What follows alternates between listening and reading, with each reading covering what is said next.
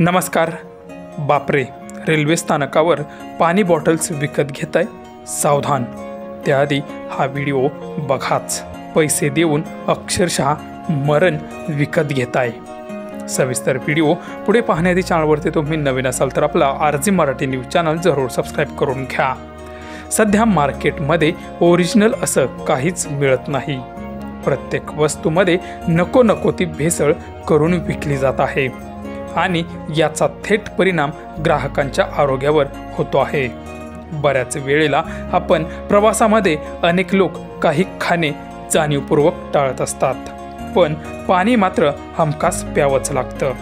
आणि हे पाणी आपण ST स्टँडवरती किंवा रेल्वे स्टेशनवरती विकत घेत असतो. हे पाणी आपण अगदी बिनधास्तपणे घेत असतो. मात्र त्यामागील एक धक्कादायक व्हिडिओ व्हायरल होतो आहे. तो पाहून तुमच्या पायाखालची जमीनच सरकेल.